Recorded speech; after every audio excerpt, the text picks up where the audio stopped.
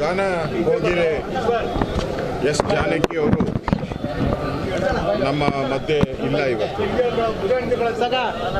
ಅವರು ಮಂಡ್ಯ ಮತ್ತು ಮೈಸೂರು ಭಾಗವನ್ನು ಭಾಳ ಪ್ರೀತಿಸ್ತಾ ಇದ್ದರು. ಇಲ್ಲೇ ಭಾಳ ದಿನಗಳಿಂದ ವಾಸನೂ ಕೂಡ ಆಗಿದ್ದರು. ಸುಮಾರು 48,000ಕ್ಕೂ ಹೆಚ್ಚು ಗೀತೆಗಳನ್ನು ಹಾಡಿದ್ದಾರೆ. 23 ಭಾಷೆಗಳಿಗೂ ಹೆಚ್ಚು ಭಾಷೆಗಳಲ್ಲಿ ಅವರ ಹಾಡುಗಳನ್ನು ಕೇಳಿದಿರಿ.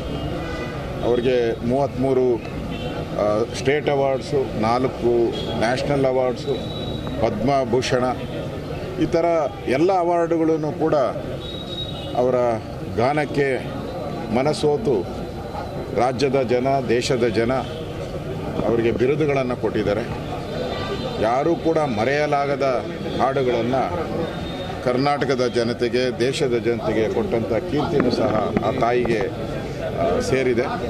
ಅಂಥವರು ಇವತ್ತು ನಮ್ಮ ಮಧ್ಯೆ ಇಲ್ಲ ಅನ್ನೋದು ಒಂದು ಇಡೀ ಯಾರು ಗಾಯನವನ್ನು ಕೇಳ್ತಾರೆ, ಹಾಡುಗಳನ್ನು ಕೇಳ್ತಾರೆ, ಅವರೆಲ್ಲರಿಗೂ ಕೂಡ ಕೋಟ್ಯಾಂತರ ಅಭಿಮಾನಿಗಳಿಗೆ ಇವತ್ತು ನೋವನ್ನು ತಂದಿದೆ. ಅವರ ಆತ್ಮಕ್ಕೆ ಶಾಂತಿ ಸಿಗಲಿ ಅಂತೇಳಿ ನಾನು ಭಗವಂತನಲ್ಲಿ ಪ್ರಾರ್ಥನೆ ಮಾಡ್ತೀನಿ. ಈಗ ನಾನು ಕೂಡ ಅವರ ದರ್ಶನ ಮಾಡಿ ಬಂದಿದ್ದೀನಿ. ನಾನು ಕೂಡ ಅವರ ಹಾಡುಗಳನ್ನು, ನೂರಾರು ಹಾಡುಗಳನ್ನು, ಸಾವಿರಾರು ಹಾಡುಗಳನ್ನು ನಾನು ಕೇಳಿದ್ದೀನಿ. ಇವತ್ತು ಅವರ ಮೇಲೆ ಅವರ ಕುಟುಂಬದವರು ಕೂಡ ಬಂದಿದ್ದಾರೆ.